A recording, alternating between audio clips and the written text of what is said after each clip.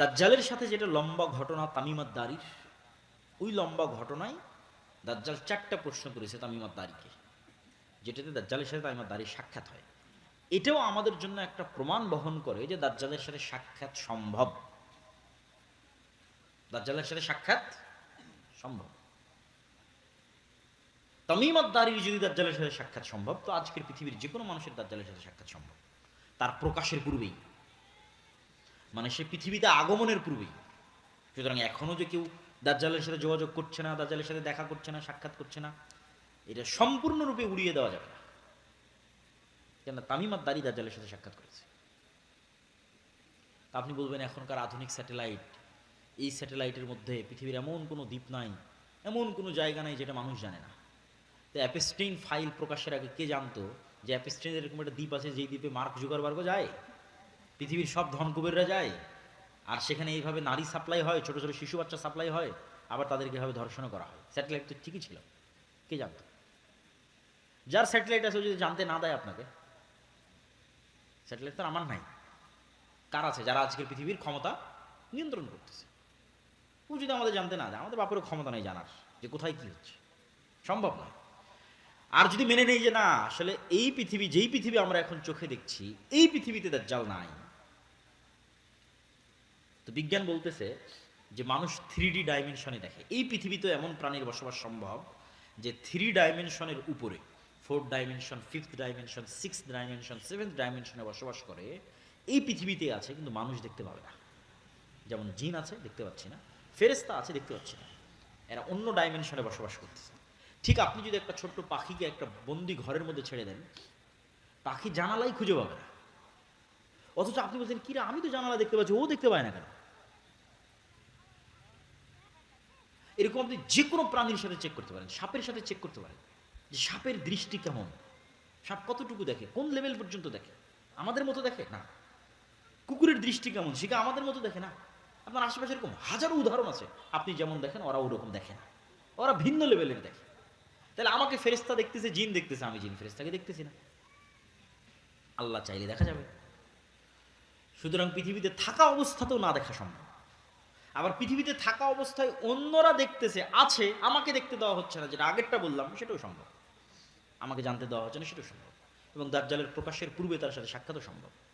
তো তামিমাত দারির হাদিসে তামিমাত দারিকে জিজ্ঞেস করছে দাজ্জাল আরবের লোকজনকে 4টে জিনিসের কথা বলছে। বহাইরা তাবারিয়ার কথা বলো, আইনে জোগরের কথা বলো, নাখাল বাইসানের কথা বলো, আর নবী আল উম্মির কথা বলো। এই বহাইরা তাবারিয়া হচ্ছে সি অফ গ্যালিলি, যেটা আজকের ইসরায়েলের সীমানার মধ্যে পড়ে।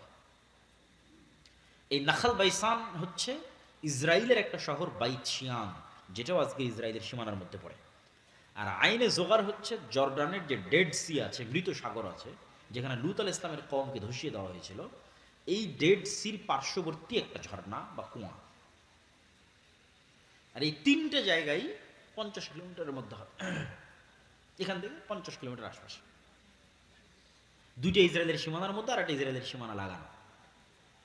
আর এই 3টে জায়গায় আবার ইহুদি খ্রিস্টানদের বাইবেল এবং তাওরাতে বর্ণিত বিভিন্ন কারণে পবিত্র।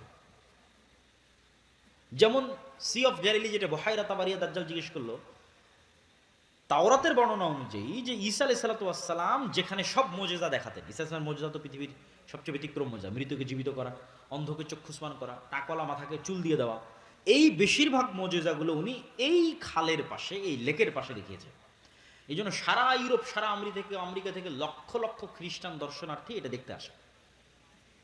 Bahira Tabariyya, lake of Tiberias, sea of Galilee. আর আইনে জোগার, যেটা স্প্রিং অফ জোয়ার বলতেছে হিব্রু ভাষায়, ইংরেজি ভাষায়, বাইবেলের বর্ণনা অনুযায়ী লূত আলাইহিস সালাতু ওয়াস সালামের শহর ধ্বংস হওয়ার পর যেই শহরে তাকে, যেই জায়গায় তাকে আশ্রয় দেওয়া হয়েছিল, সেটা হচ্ছে এই আইনে জোগার, তার পাশে। এই 3টার কথা দাজ্জাল কি বলছে? যেটাতে পানি আছে, পানি থাকবে না, ঝর্ণা আছে, ঝর্ণা শুকিয়ে যাবে, বাগান আছে, বাগান, খেজুর বাগান আছে, খেজুর বাগান শেষ হয়ে যাবে। আর নবী আল উম্মির কথা বলো, নবী আল উম্মি হচ্ছে পড়ালেখা জানে না এমন নবী। তো বলে এই অবস্থা নবী আল উম্মির। তারপরে দাজ্জাল নিজেই বলতেছে আমি বের হব, 40 দিন পৃথিবীতে চলাচল করব, আমার এই ক্ষমতা থাকবে। এবং দাজ্জালের ওই ক্ষমতার কথাগুলো রাসূল সাল্লাল্লাহু আলাইহি ওয়াসাল্লাম বলে গেছে। তাহলে দাজ্জালের সাথে কেউ পারবে না। দাজ্জালের সাথে একমাত্র কে পারবে? ঈসা আলাইহিস সালাম। দাজ্জাল যখন পৃথিবীতে বের হয়ে যাবে তখন মুমিন মুসলমানদের বাঁচার কোনো রাস্তা থাকবে না।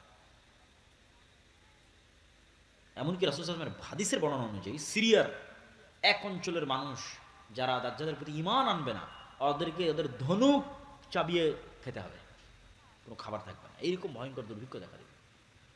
গাড় পাহাড় বিভিন্ন জায়গায় আশ্রয় লুকিয়ে থাকতে হবে, অপেক্ষায় থাকবে ঈসা আলাইহিস সালামের আগমনের। ঈসা আলাইহিস সালাম যখন আসবে, লুদ নামক দরজা জেরুজালেমের, যেখানে এখন এয়ারপোর্ট, সেখানে ঈসা আলাইহিস সালামকে দেখা মাত্র দাজ্জাল গলতে থাকবে পানির মতো। কিন্তু সে গলে শেষ হওয়ার আগেই ঈসা আলাইহিস সালাম তাকে নিজে হাতে হত্যা করবেন এবং সেই রক্ত দুনিয়ার মানুষকে দেখাবেন।